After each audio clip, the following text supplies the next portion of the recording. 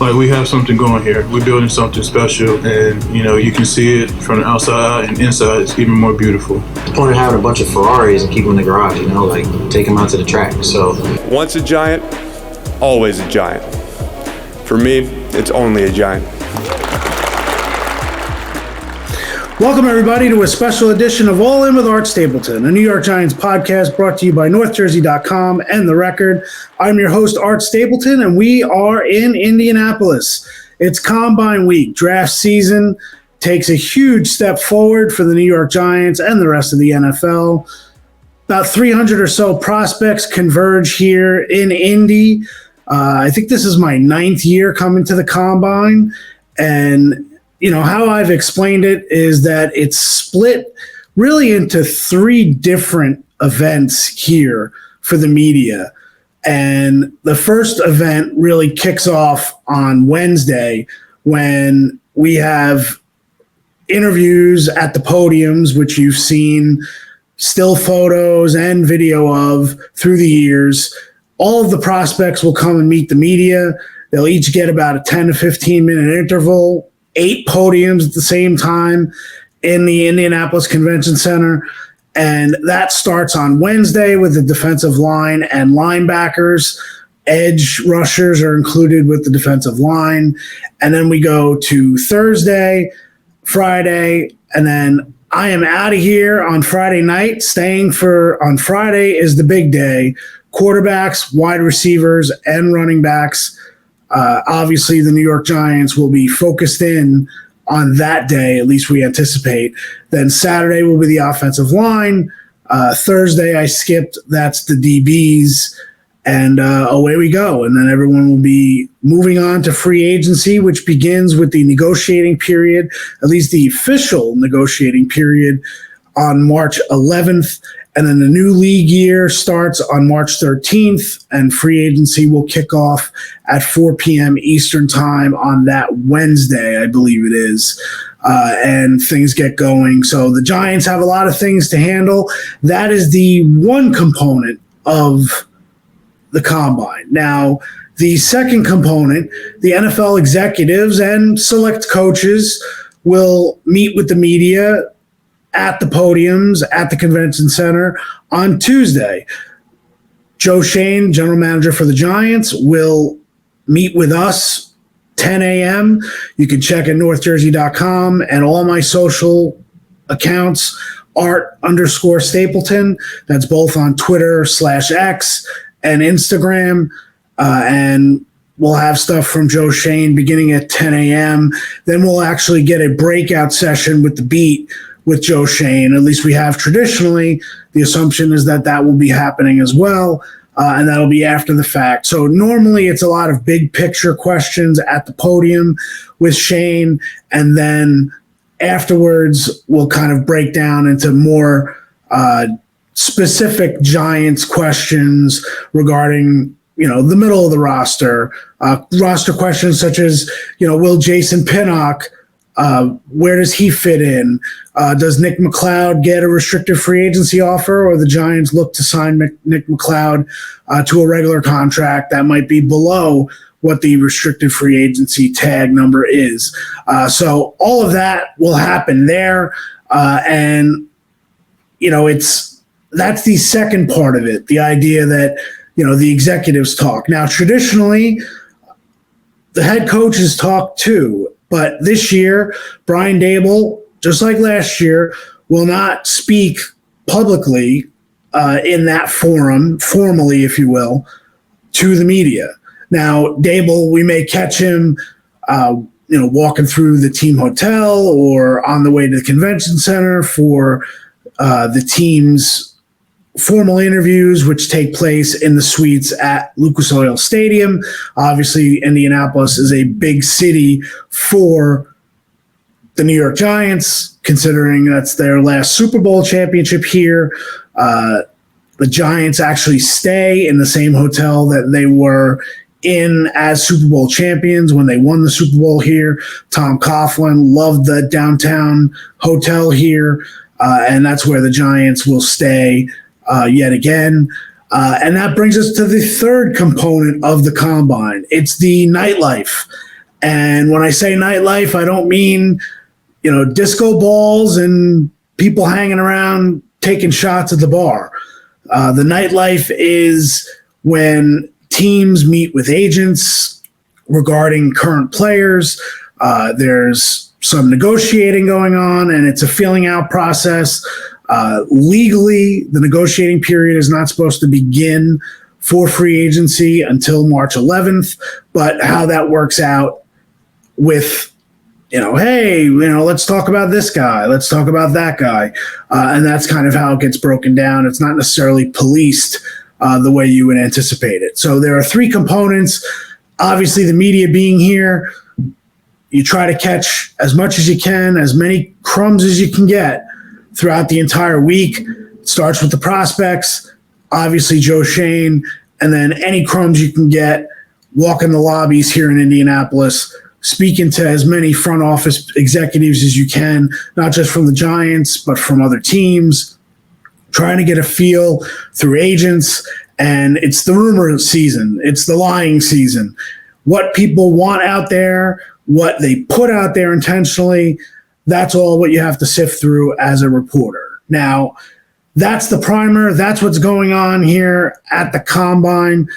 So just the idea of what you should expect, what prospects expect. Check out NorthJersey.com. I have a story on what prospects should expect here with a great anecdote from Greg Olsen. You know Greg Olsen now on Fox Sports, NFL on Fox. We'll see where Greg is next year. Is it CBS? Is it back on the NFL? Will Tom Brady take his spot? All that stuff we've covered over the last month or so. But Greg gave me an anecdote several years ago about his first formal meeting here as a prospect out of the University of Miami. He met with Eric Mangini and the Jets. And it's a great anecdote and just kind of paints the picture of what prospects deal with coming here. Everything but football really is what the prospects are dealing with here. So I think that's something that, is talked about. Teams want to see the medicals.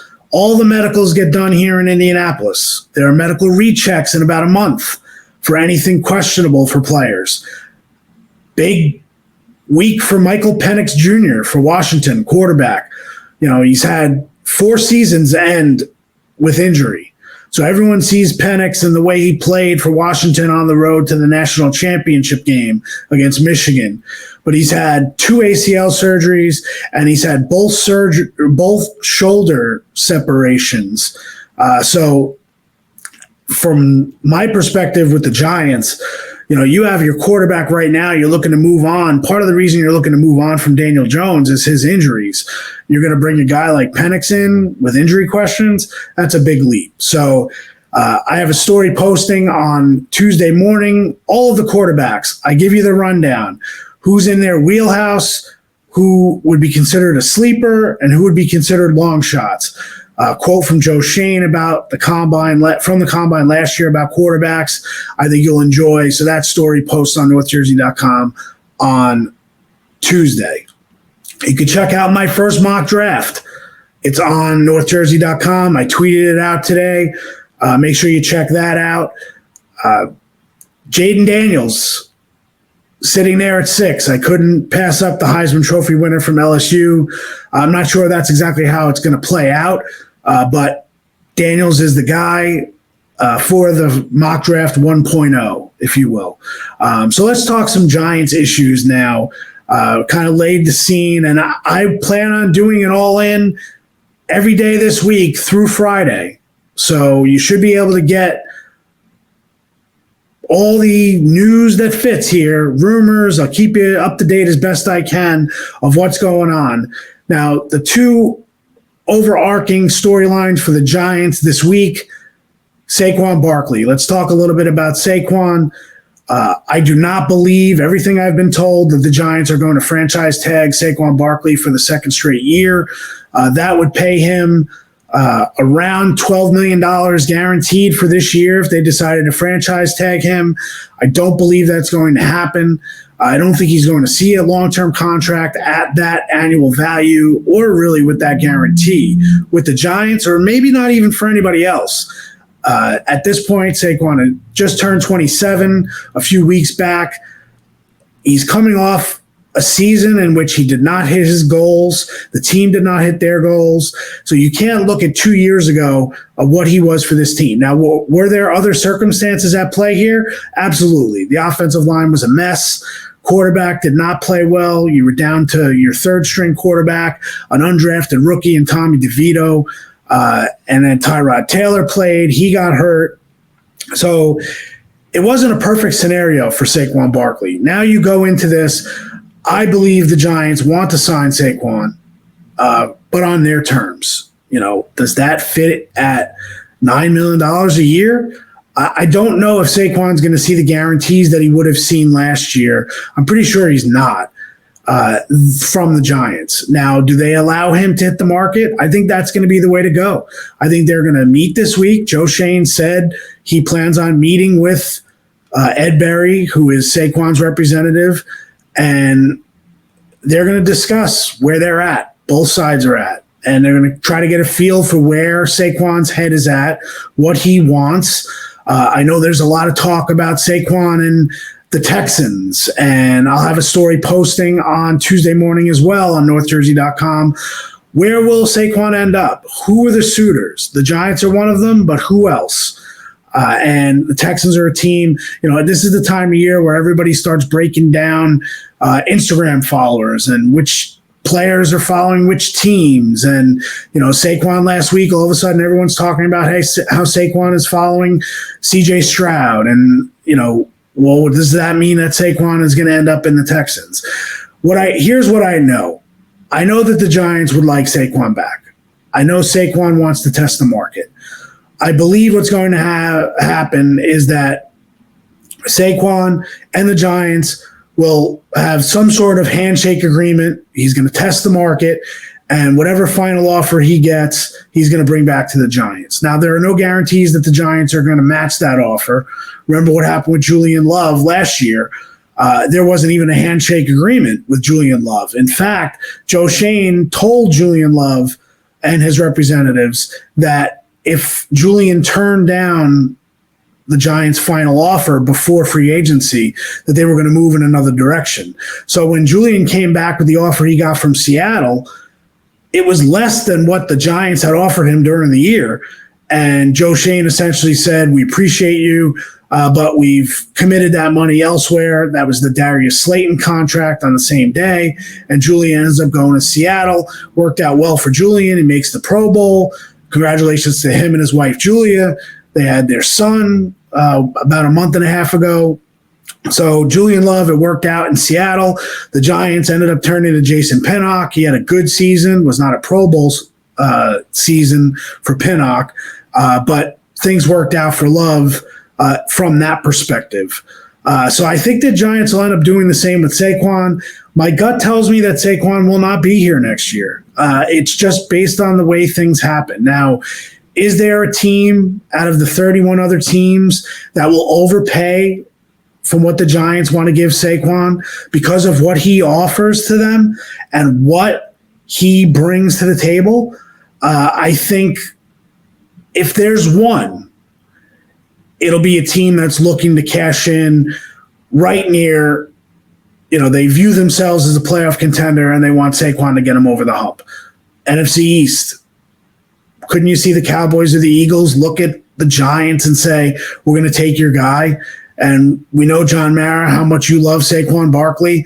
We're going to make you pay and swoop in and give Saquon what he wants guaranteed, even if it's a 2-year deal. As I wrote tomorrow, sneak preview, Saquon from Copley, Pennsylvania, Whitehall, all Eagles fans. There are a lot of people, Eagles fans, who would love to see Howie Roseman sign Saquon Barkley and kind of complete that offensive picture for Philly, get them over the hump. So it's a very interesting situation with Saquon. Back in 2018, Saquon Barkley stole the spotlight from the quarterbacks here at the Combine. And the Giants ended up drafting him 2 overall. And we've had that storyline since 2018. The general manager has changed. The head coach has changed twice. We're now on head coach number 3. And Saquon Barkley at the Combine will be a major story this week. So keep your eye on that. There's going to be a lot of jockeying for play in the media. What I don't believe is that I don't believe the Giants will be pressured into signing Saquon Barkley. I don't believe that there's an overwhelming feeling that they need to bring Saquon Barkley back. Do they want him here? Does ownership love Saquon Barkley? Yes. I just don't know if they look at that and say, we need to overpay Saquon Barkley to bring him back. And I think they want to see what the market value is. And it's almost like, let's put your money where your mouth is. Saquon believes he's worth more than what the Giants offered. A year ago, they were about $1.5 million to $2 million away from coming to a long-term agreement. I don't know if there's urgency from the Giants' perspective to close that gap. And I think Saquon will look to the market to see if someone values him more than the Giants have shown.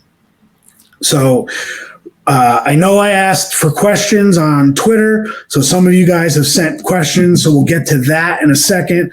But I also wanted to mention Xavier McKinnie. He's obviously a situation that deserves monitoring. What I've understood is that the Giants would like Xavier McKinnie back, but they are not going to overpay him. If he's going to get $17 million on the market, $16 million a year on the market, I don't believe the Giants are going to end up paying that. So I think they want him. He's 24 years old. He's played good ball. I think the Giants like the idea of having a young nucleus on defense of Dexter Lawrence under contract for a long time, Kayvon Thibodeau, Bobby Okereke, Tay Banks, and Xavier McKinney. I think they like that nucleus moving forward on this defense for Shane Bowen, new defensive coordinator. And then you see if you can put pieces around them, obviously in the draft, and then maybe you add a couple pieces in free agency and see what that defense can become. So McKinney will be interesting. You know, I know everybody's falling for, I use this analogy, the banana in the tailpipe from Beverly Hills Cop. You know, I wouldn't misread or read too much into Xavier McKinney's tweets that he puts out there. You know, I don't believe there's dissension between the Giants. I think Xavier McKinney just likes putting things out there, speaking things into existence. And I don't believe the Giants are turned off by that. So there have been some fans that have talked about that. I don't think that's a case. So let's get to some of these questions. And I know I'm looking away because I want to see my questions that I got from everybody on Twitter. So let's go. Let's shoot there and see what we got. Let's see. UK Giants fan 1. Does defensive tackle Justin Jones make your free agent target list for the Giants? And if not, why? Well, you know, I haven't gotten to free agency yet, but since I got the question, I'll answer it. It's an interesting dynamic with Jones is that he was with the Bears. He's a guy who, if you watch the tape, played very well late in the year, from what I understand. Once the guys made decisions, you know, Montez Sweat got there, and all of a sudden they started playing better up front. So Jones, I think, is a guy that doesn't measure up on PFF. You look at his PFF grades, Pro Football Focus, and if you're a PFF guy, you're not going to like Justin Jones. If you're a tape guy and try to break down how he would project being on the same line as Dexter Lawrence, then I think you might like him. So 27 years old, I believe Jones is. I think he got paid around $8 to $9 million a year last year. I'm not sure if that's exactly what it was. I think it was $9 million guaranteed. And you know what? We're going informal here. I'm going to look it up right now and give you Justin Jones's contract. because I think it's worth checking out and being accurate. So don't mind me not looking in the camera and I'm looking at my phone, but I think this is a good thing to look at, what he made last year and how he would fit. Because I think, when you're looking at it, they're going to look at things. And boy, as I'm looking at it, I just called it up. My producer supreme, Paul Wood, just threw it up in our chat over here. So I got it right here. It was 2 years, $12 million. It was about $9 million in guaranteed money with the Bears last year. So, in 2022. So that's what you're looking at for Jones, about $4.5 million annual guaranteed. Look, if you can get a lot out of him, and I certainly have a lot of faith in the defensive line coach of the coaching tandem of Andre Patterson and Brian Cox to get the most out of Jones, who I believe is now 28. I said 27. I believe it's 28. So it'll be interesting to see what his market looks like. So yes, I think Jones is a guy who would be in the mix for the Giants. All right, let's go. Booker Daniels. Hey, Art, each draft has its own story. This year's story seems to be about the QBs, wide receivers, and offensive tackles. Are there other stories of areas of depth talent the Giants can benefit from within rounds 2 to 4? Well, Book, it's a good question. I think interior offensive line, interior defensive line are a good start. I think free agency will play a part in this. I think you have to see what the Giants do at edge. Do they bring in somebody to complement Kayvon Thibodeau? Do they look to make a splash at edge in free agency? Or do they draft someone high in day 2 at the edge? Azeez Ojulari still has the injuries that he has to overcome.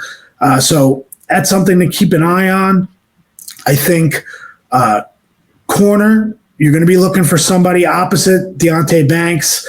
I think there'll be some guys in that rounds 2 to 4 round where you want to see. I think nickel is an issue. Does Darnay Holmes come back? Is Cordell Flott actually a player that you envision as a starter in this group? Or do you want to go for a guy like Max Melton out of Rutgers, who had an outstanding week at the Senior Bowl? He projects as a first-team nickel. So does he come in right away and play slot for this defense and make this defense better on the back end? We know there'll be a lot of focus on the back end. Jerome Henderson is back. Mike Pops Adams, Mike Trier, all coaching on the back end. That's going to help, in theory, Shane Bowen's defense, which has struggled in pass defense. They've been outstanding against the run. They've been a good rush defense, but pass defense, they've been suspect. Let's see how the Giants build up that back end. And obviously McKinney and Pinnock and Dane Belton are guys that all factor into that spot. So let's go to the next question. So hopefully that helps you out, Book, if that's something you were looking at. Let's go. Casey Louie. Can the Giants install real turf before the World Cup starts? Well, I don't think the Giants are going to install turf yet again. They have brand new turf from last year. That was always missed. But the World Cup brings in a very interesting dynamic at MetLife Stadium, or it's going to be New Jersey Stadium as far as FIFA is concerned. Unfortunately for MetLife, they're going to pull all the sponsors across the country off the billboards. They can't remove it from the stadium, but what they'll be called New Jersey Stadium and not MetLife Stadium. But what I do know is that the lower bowl of MetLife is going to be ripped up. And they're going to be, I guess you would call it, temporary seating for the NFL to replace what's ripped up out of the permanent seating, because they need to expand the field for FIFA. So that's going to happen, and that's going to be in place for next season for the Giants. So Giants fans, I don't know necessarily if your seating is going to be affected, but it's going to be different seating. I would imagine they're trying to keep it as closely to what they have permanently, but that's going to be a big change. And it has to be natural grass for FIFA. So they're going to have to bring in natural grass. Now, there have been rumors that they'll just lay the natural grass over the field turf. I'm not sure specifically how that's going to happen, but that is going to be a big story over the next 2 years. What will MetLife do? What will the Giants and Jets agree to bring natural grass to this surface? Because the NFL is going to get heat if they bring in natural grass, and all the stadiums that are hosting World Cup games in 2 summers in 2026, if they're going to have natural grass and then they're going to take the natural grass away and go back to field turf for the NFL players, they're not going to be happy. So you can talk about numbers all you want. It's going to be the emotional aspect of it. And I think you're going to see a big push from the NFLPA to kind of point out what they believe is a little hypocrisy regarding soccer and football. So we'll keep an eye on that story. We'll dig in maybe a little bit next month at the owners' meetings when John Mara is expected to be available. I would think he'll be asked questions about that. And I will be there in Orlando the last week of March. So that's a topic that I think John Mara will address regarding the stadium and how the Giants see that play out. So that's there. Let's see any other questions that we got here from you guys. Let's see. Big Blue Brooklyn wants to know, with so many holes to fill and some deeper talent pools available this year, wide receiver, offensive line, do you see the Giants trading back in the first for more picks and flexibility? Because Joe Shane has clearly demonstrated that he'll trade up to get his guy. The extra capital might help. It's an interesting aspect. I think with 2 second-round picks, you don't necessarily need to create more assets in that realm. And I do think it's an interesting aspect for this reason. The Giants need players. They're not building. You don't want more developmental talent. They have developmental talent from the last 2 drafts that Joe Shane has drafted. And one of the reasons the Giants fell off last year is that developmental talent is not coming along fast enough, especially on the offensive line. So I would anticipate, now your point is well taken. Do you get extra draft assets and then try to be aggressive and move up to get a player that you like? Maybe. If you're identifying, if your draft board shows a lot of talent in the 3rd round, maybe you're looking to acquire, better picks to draft up. You want an extra 4th rounder to be able to move up, maybe a 3rd rounder for next year to move up. But it's an interesting situation. I know I've used that word again, but that's one of those things that we're going to see how it plays out. I don't know necessarily that Joe Shane will play this draft exactly how he played last year. I don't believe he'll move off of 6. And as it stands right now, I think you've got 3 wide receivers, 3 quarterbacks. If they move up, it'll be a surprise, but I think that's what everybody's anticipating. If they like one of the quarterbacks, I think they'll sit right at 6. If a quarterback is there that they like, they'll take him. If not, they'll take one of the wide receivers. And the closer we get, I'll have a better sense of what the Giants plan on doing. Although Joe Shane has been pretty good kind of keeping things guarded compared to previous regimes with the Giants. So I give him credit for that. So we've gone a lot longer than we expected. Paul Wood and I expected to knock this out about 10, 15 minutes. But as my wife will tell you, I like talking. So you get me going. And now we're running up on a half hour already to do this. But let me see if there's any other questions that I can knock out pretty easily before we finish off today. I think that was pretty much it. Big Blue Brooklyn was the last one. Giants Realist wanted to know which round the Giants draft a QB. Well, right now in my mock draft, I had them drafting a QB in the 1st round. So that's where I like it. And I got to say, I'm going to talk more about this going into this weekend. We're going to try to have shows every day.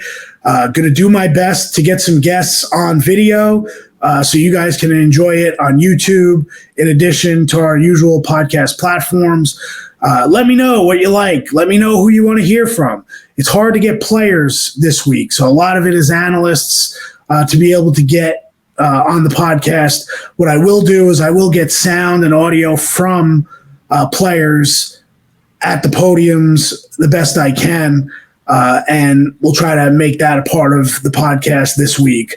But I will say this. I am very intrigued by J.J. McCarthy, Michigan quarterback. I know he's a polarizing guy. I want to see Drake May and the risk reward with Drake May and his throws. He makes a lot of risky throws, makes a lot of big plays as well.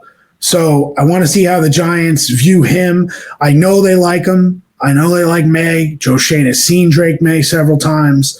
I think McCarthy is a guy who kind of fits that mold of if you trust the traits in a quarterback. And we know that Brian Dable and Joe Schoen, when they were as part of the Brain Trust up in Buffalo, they trusted the traits of Josh Allen. If you trust traits, and let's take Caleb Williams out of the mix right now, all of Jaden Daniels, Drake May, and J.J. McCarthy all have traits. But as Daniel Jeremiah, NFL Network, told us on his video call last week, there is no perfect prospect. You're not looking at a perfect prospect. So it's going to be which team believes in their guy. And what I'll say to Giants fans is that I know you've lost faith a little bit, some of you, in Joe Schoen and Brian Dable coming off of 6-11. But the reason they're here is because of their evaluation and their coaching and coaching guys up. Brian Dable got a head coaching job, yes, for his body of work, but also because of the work he did with Josh Allen at Buffalo. So if you believed in Brian Dable enough when he got here and you were excited about being here, you want to see Brian Dable with his own quarterback. You've seen Daniel Jones. Again, the injuries with Jones are concerning to me. I know he had an injury history, but last year, combined with the subpar performance, I think there's some on Daniel Jones that he needs to take upon himself. Some of the failures that he had, the progress that he did not make when he was out there healthy, and then obviously the injury. I've said this many times. If this past season, 2023, was actually the 2022 year for the Giants, and in Brian Dable and Joe Schoen's first year, they went 6-11. And they ended up making a change at quarterback, and they didn't sign Daniel Jones. Who knows what happens with Saquon? And they come back this year and win 9 games, make the playoffs, and then win a 10th game on the road in the playoffs.